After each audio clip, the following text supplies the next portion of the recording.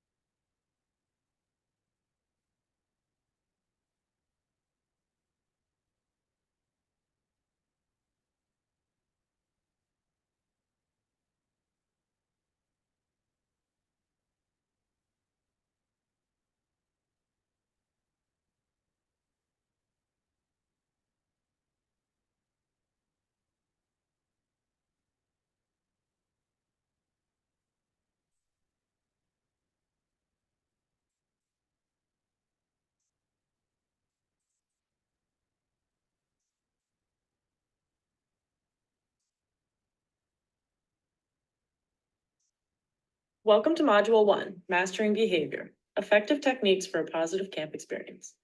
In this module, you will learn some behavioral management strategies that will help you to better understand and intervene when your campers are expressing challenging behaviors.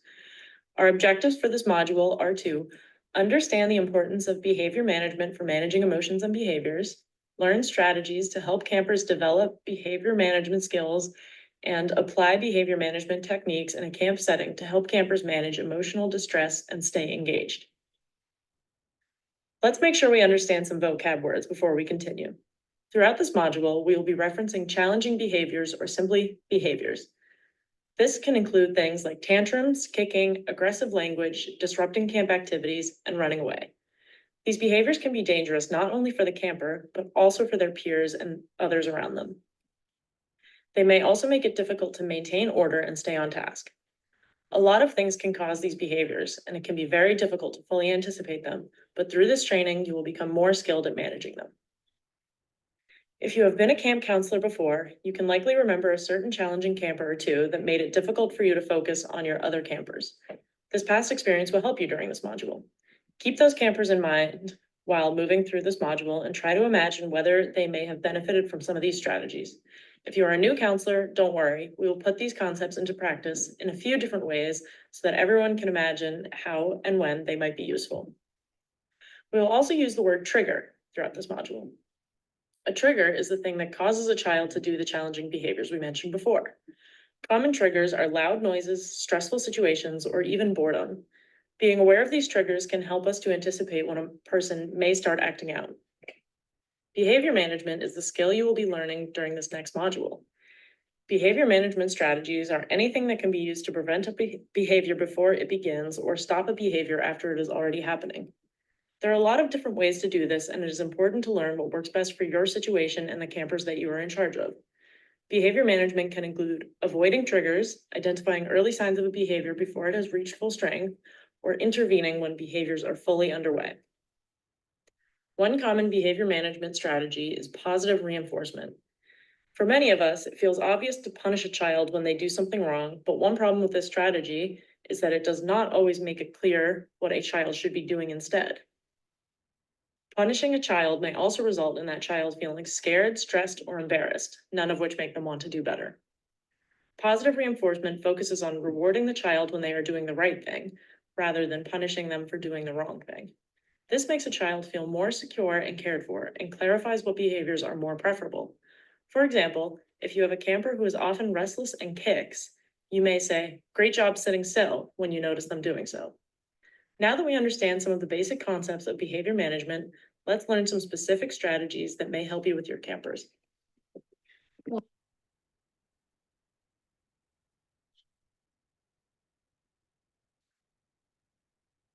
The first strategy we will be covering today is called ABC.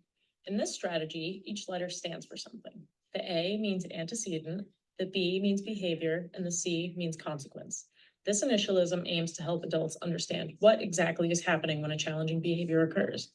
Antecedent hopes to identify what triggers are happening directly before a behavior occurs that may be causing that behavior. You can think of the antecedent as being a kind of trigger that causes the behavior. For example, you may see a camper who runs away whenever she hears a sudden loud noise. In this example, the loud noise is the antecedent. The behavior is the thing that a child does, in this case, running away. The consequence is what occurs directly after that behavior occurs. It is important to note that this does not necessarily mean punishment. It is simply an outcome that occurs because of the behavior. In our scenario, one consequence is that the child is no longer near the source of the loud noise. Another consequence could be that a counselor runs after her and awards her with individualized attention. These consequences may encourage that behavior to continue. It may help to think of ABC as a cause and effect. We understand that most behaviors, whether positive or negative, are caused by something. The antecedent is the cause of the behavior, and the behavior and consequence can both be considered the effect. Let's work through another example of ABC. You have a camper named Eli. Eli seems to be constantly distracting the other kids around him by making jokes, speaking when he should be listening, and getting up and walking over to the other campers when doing arts and crafts. You notice that before he starts doing some of these disruptive behaviors, you are often explaining an activity, so he is usually just sitting and listening to you. This means that the antecedent is downtime. You determine that one of the triggers for his challenging behavior is boredom. When he feels bored, he begins to disrupt the activity and distract his peers. One consequence of this behavior is that his friends laugh. Another is that you scold him and tell him to sit back down, thus giving him more attention. Now that you understand what is contributing to this behavior and what he's gaining from it, you can brainstorm solutions that will prevent it from happening again next time you're explaining an activity. Maybe you allow him to stand during explanations, or you give him a fidget toy to play with. This gives him another avenue to get his energy out and prevents him from getting bored in the first place. Understanding the factors that may be contributing to a child displaying challenging behaviors can help us to approach the situation more empathetically. When you see a child running away or getting angry, ask yourself why. See if you can spot something around them that may be making them feel stressed or overwhelmed that they simply do not know how to deal with. This allows you to address the cause of the behavior and prevent it from happening again, rather than just punishing them for misbehaving. You will now be provided 3 role-playing scenarios that will help you to understand and practice thinking through the ABC process. Partner up with someone and decide who will be the camper and who will be the counselor. You will trade off for each scenario so everyone gets a turn being camper and counselor. Work through each scenario provided and think carefully about what you would say to a camper who is having a hard time in that situation. Once you're done, you'll be asked to share what worked and what you might change for next time.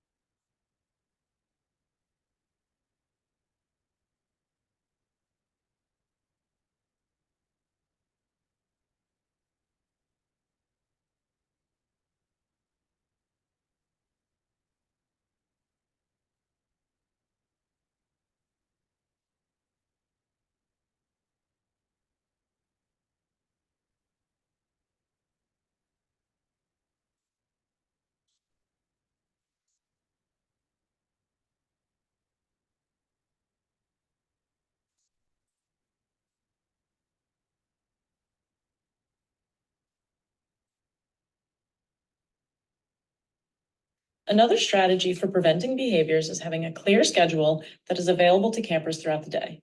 As we have discussed, stress and anxiety can cause children to misbehave. These feelings can come from a lot of different sources, but one common one is not knowing what to expect in the coming minutes, hours, or days. When a camper comes to camp, they are not in control of the activities that they will be doing, when they will be eating, when they will be resting, or who they will be near throughout the day.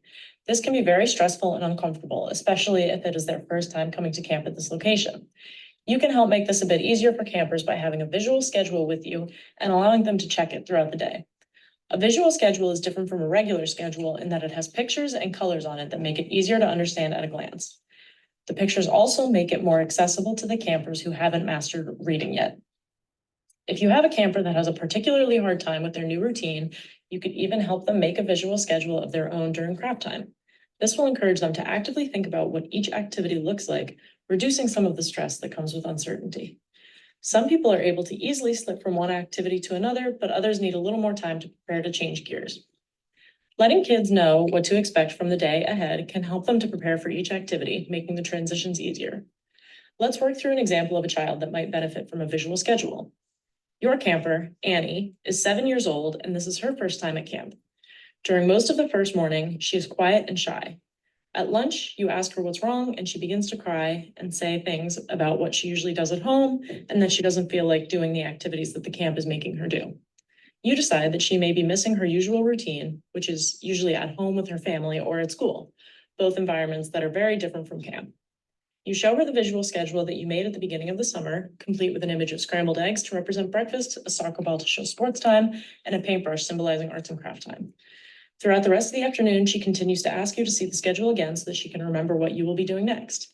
You decide that during arts and crafts time, you will help her make her own so that she can keep in her backpack all day and check whenever she wants to. After this, you notice she is much more relaxed and cheerful. You realize that she just needed to be able to prepare mentally for whatever activity was coming next. Now, you're going to practice making a visual schedule of your own. I've prepared an example for you today. As you can see, the schedule is eye-catching and clear, making it a great resource for the busy camp environment. Another great feature is that the individual activity blocks can be removed and rearranged to allow for customization for changing daily schedules. For example, if you have arts and crafts in your first activity block, you can stick it there and continue that process with each subsequent activity block.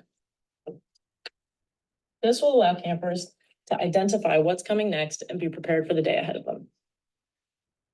Now that we've learned about the benefits and uses of a visual schedule at camp, it's time to create your own. Partner up with someone at your table and use the materials provided to construct a sample visual schedule of your typical camp day. Think of common activities that you and your campers participate in on a regular basis. Be creative to make it engaging, eye-catching, and clear. Once your visual schedules are completed, you will meet as a group to share your creations. We can't wait to see what you come up with.